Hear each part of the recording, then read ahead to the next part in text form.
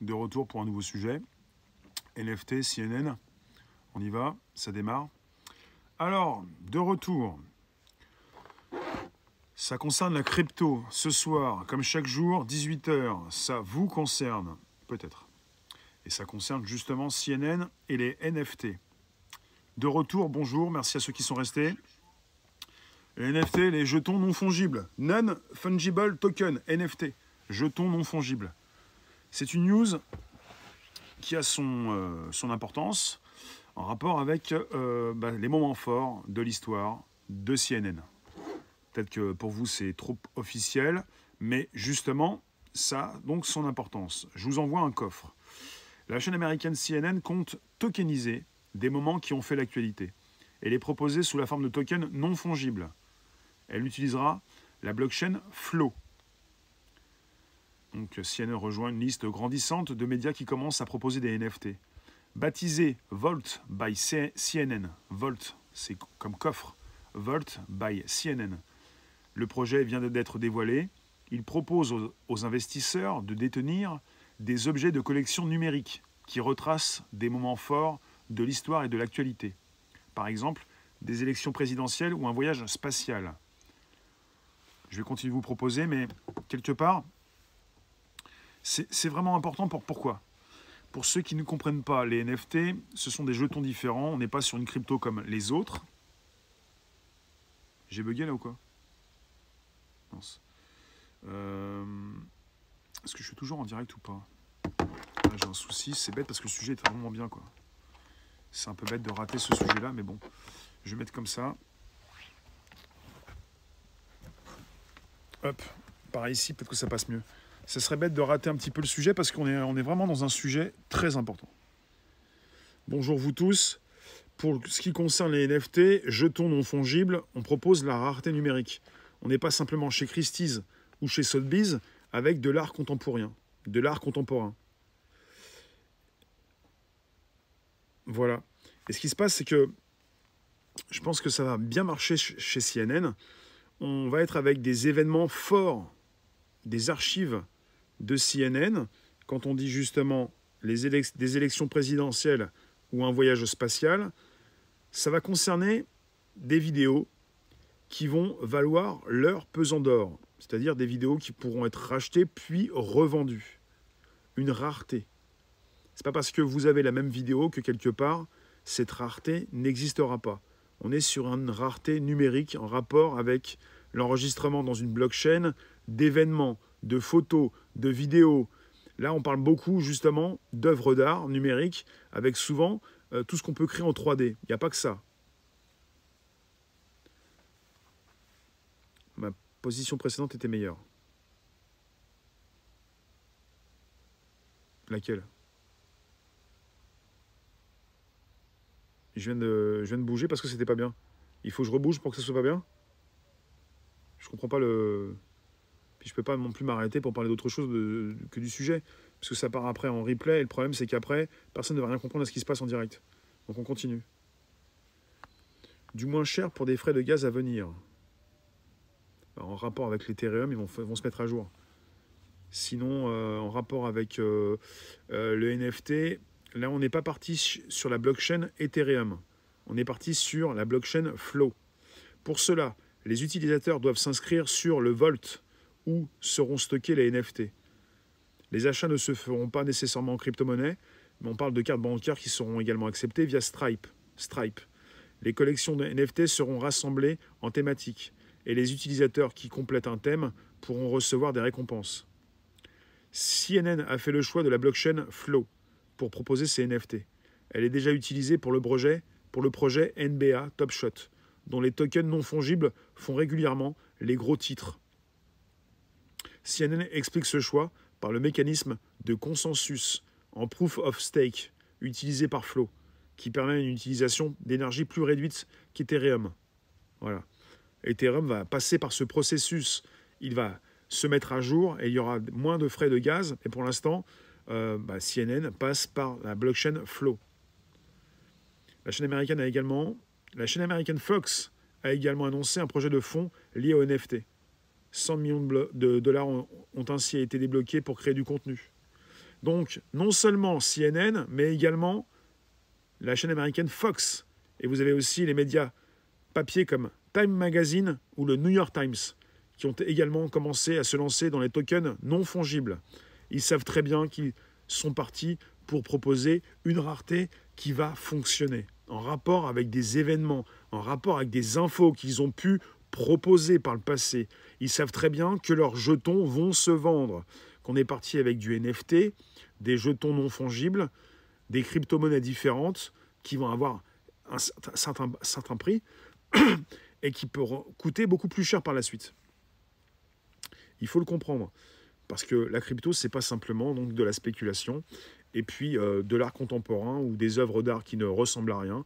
Là, on est parti sur de l'information, on est parti sur des archives mondiales, des événements connus mondialement, avec des organes donc, de presse, des groupes médias, qui vont justement s'y mettre. Est-ce que ce sera facilement déplaçable d'une plateforme à une autre? Après, ça dépend un peu de comment ça s'installe sur la blockchain Flow. Pour ce qui concerne l'ETH, l'Ethereum, il y a une possibilité de l'avoir dans ton portefeuille.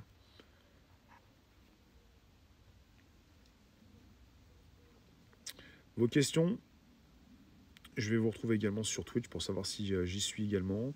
Bonjour Twitch et aussi bonjour Odyssée. On est sur un sujet crypto, ça concerne CNN qui lance ses NFT. Et pour ceux qui pouvaient se poser des questions à savoir que sont les NFT, est-ce que il est question simplement d'objets en 3D ou d'objets qui ne ressemblent à rien parfois? On est parti avec la tokenisation, donc la transformation en jetons d'événements mondiaux, d'événements très particuliers. Ça concerne peut-être des élections présidentielles passées, peut-être le premier homme sur la Lune, je ne sais pas. En tout cas, ça va concerner des propositions par ces grands groupes. Là, on est parti avec Fox, plutôt CNN, je vous en ai parlé. On est en direct aussi sur Odyssée. Merci d'être présent. D'ailleurs, il n'y a personne. Certains ont quitté la... Le NFT, en peu de temps, a pris un boost phénoménal. Oui, le NFT est une révolution. Il faut le comprendre. C'est comme quand on a vu arriver l'iPhone en 2007, certains ont parlé de gadget. C'était une révolution. La possibilité de ne plus avoir de clavier, comme pour les BlackBerry. La possibilité d'avoir une interface. À l'origine, chez Apple, par comparaison, je vous propose l'exemple, à l'origine, chez Apple, ils étaient partis pour sortir une tablette, l'iPad.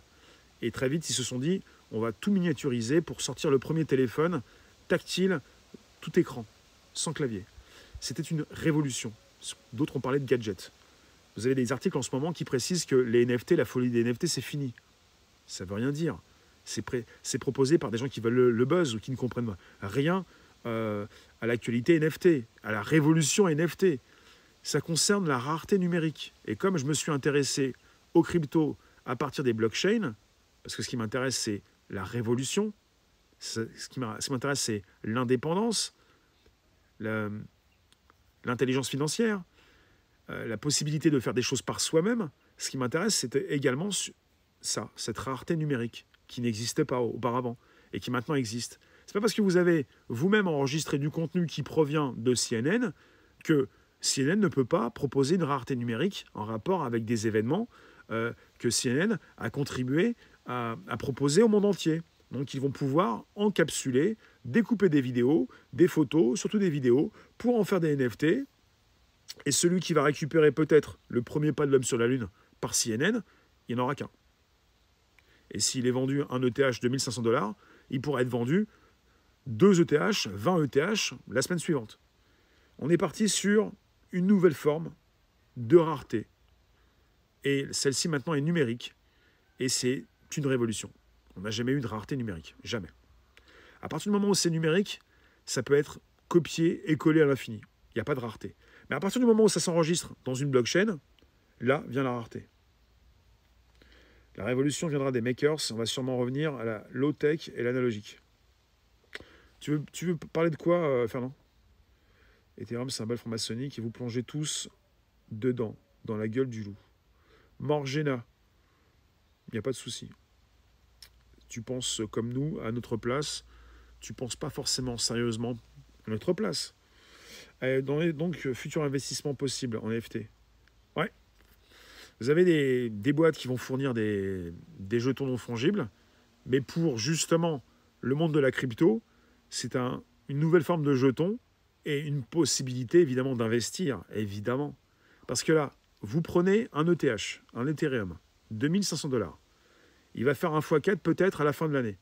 Vous achetez un NFT, il fera peut-être un x10 ou un x20 parce que vous avez acheté un NFT très spécial. C'est la rareté. Un ETH égale un ETH. C'est toujours un ETH. Un BTC, c'est toujours un BTC. Un NFT, c'est pas forcément un ETH, même si vous l'avez acheté un ETH. Un NFT, ça peut être par la suite 15 ETH, le même. Voilà ce qui se passe. C'est important.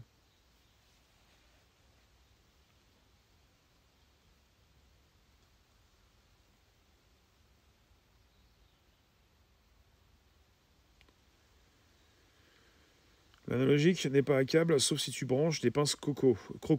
Il y aura un peu de numérique, mais avec plein de pare-feu. Ouais, c'est intéressant. Faut être propriétaire des images. C'est pas étonnant que ce soit des médias qui génèrent ça. Bah, quelque part, si vous avez vos propres images, pourquoi pas vous lancer? Après, pour l'instant, il y a un grand souci au niveau de la blockchain Ethereum.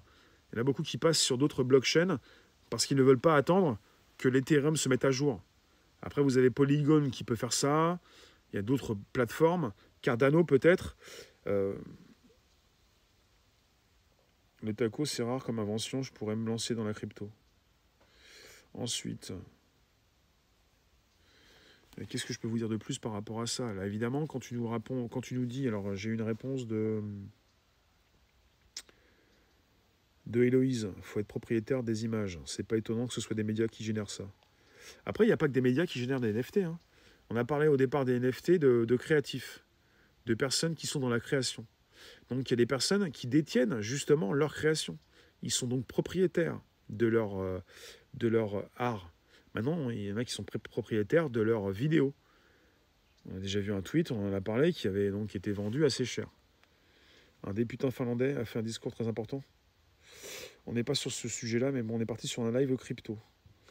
Frais de gaz trop cher. Bah, chez CNN, ils n'ont pas utilisé la blockchain Ethereum. Héloïse, je te précise que si tu passes sur d'autres blockchains, les frais sont presque très très petits, quoi. Ils sont presque même pas perceptibles. Ça dépend sur quelle blockchain tu passes. C'est pas la rareté, le plus important, c'est la demande. Mais la rareté fait la demande. Plus quelque chose est rare, plus que quelque chose est cher. C'est ce qu'on a déjà dit. Et c'est toujours d'actualité. Ton commentaire n'est pas si bête. Les tacos, c'est rare comme invention. Je comprends pas ce que tu dis par rapport aux tacos, c'est rare comme invention. Il y a des galeries qui proposent ça aux artistes. Il y a de plus en plus de galeries qui sortent par rapport... Il y a des monnaies qui sortent par rapport aux NFT. En ce moment, j'ai vu Rarible, qui est une plateforme qui propose des NFT et qui est aussi une monnaie qui a commencé à bien bouger. À chaque fois que vous avez un projet important, vous avez des monnaies qui fluctuent et qui montent. Marché de niche, marché de l'art. Héloïse. Oui, sauf que là, ça dépasse le marché de l'art. On est parti sur un marché des cryptos. Et là, vous êtes parti sur deux choses qui marchent très fort en ce moment et qui vont exploser tôt ou tard. C'est non pas simplement les cryptos, mais la finance décentralisée. Et également les NFT. Parce qu'on n'est pas sur les mêmes jetons et on n'est pas sur les mêmes monnaies. Donc, dans les cryptos, vous avez... Ok, retournez. Vous avez dans les cryptos les monnaies traditionnelles crypto, le bitcoin, les altcoins, les shitcoins, et aussi les stablecoins. Et puis vous avez aussi des NFT, des jetons non fongibles, qui ont donc une valeur différente, une valeur qui peut évoluer avec le temps. Un Ethereum ou un BTC sera toujours un BTC. Alors qu'un NFT que vous avez acheté, vous pouvez le revendre.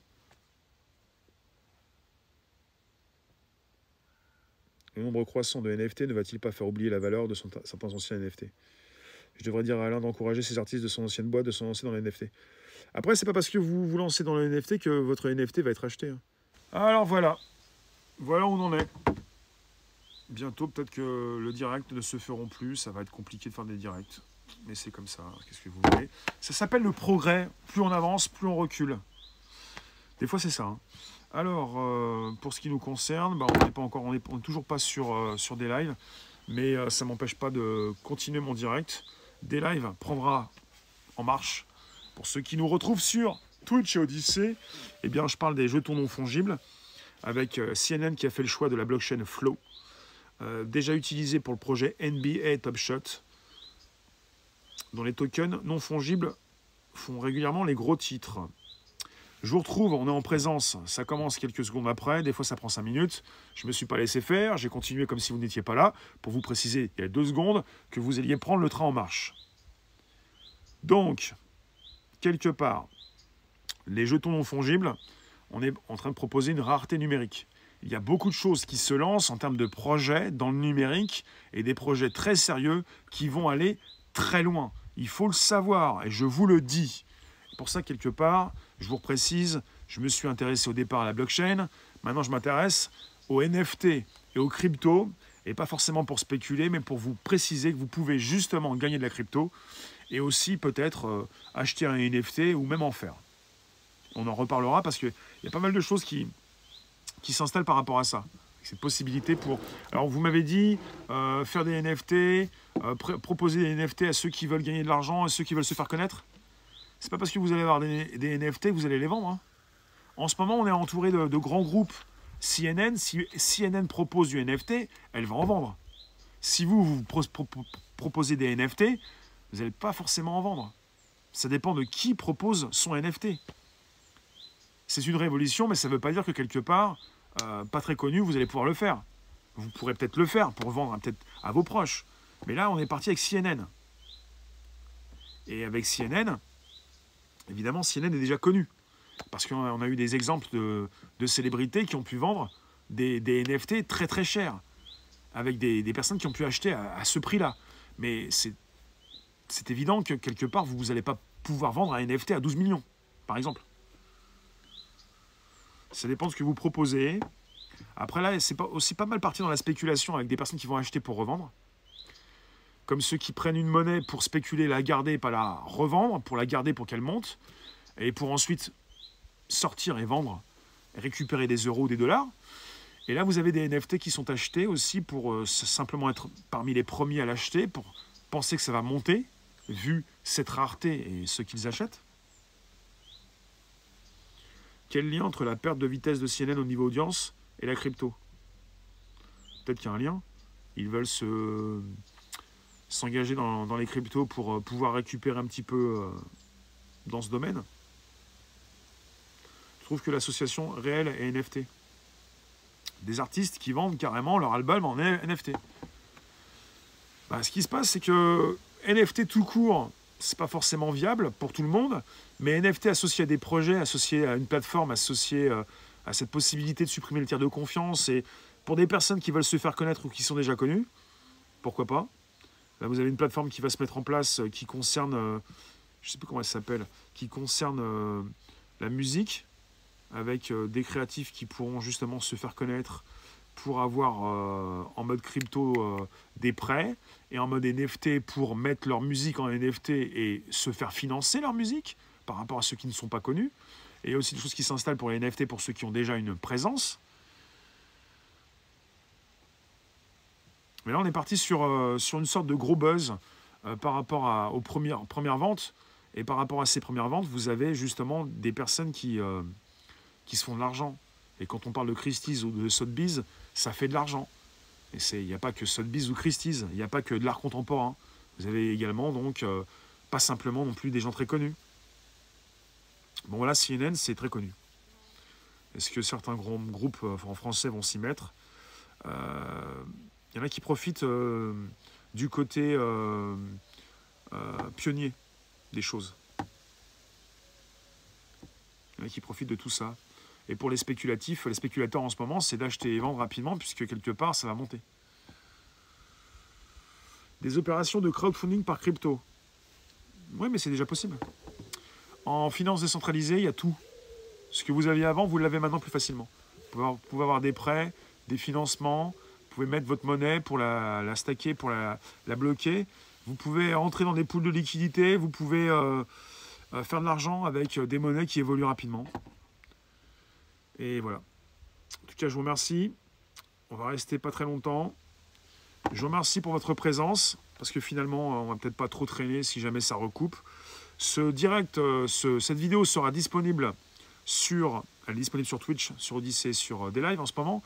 Elle va être disponible sur ma chaîne YouTube Réservoir Live. Vous avez le lien sur le channel Réservoir Live Telegram et également sur Odyssée Réservoir Live. Je vous remercie. C'est dommage. C'est pas dommage. On se retrouve demain, plutôt aux alentours de 16h pour un nouveau taco. Et puis d'ici là, portez-vous comme vous pouvez. Et le Toon ce soir. Merci vous tous. On se retrouve demain pour de nouvelles aventures. Dès 16h, si c'est pas avant, c'est dès 16h. Pour un live en simultané. Merci vous tous. Donc je vous ai parlé de CNN et des NFT par rapport à des grands événements du passé, avec pour l'instant ceux qui veulent spéculer et d'autres qui veulent récupérer du NFT, peut-être pour aider des créatifs, mais là c'est un autre sujet. Merci vous, à très vite, merci d'avoir été patient, merci de votre présence, et venez nous retrouver sur Telegram, il y a du lourd, et demain je pense qu'on aura un meilleur réseau. Du lourd sur Telegram, Réservoir Live. Merci vous. Ok, Héloïse. Merci vous. À très vite.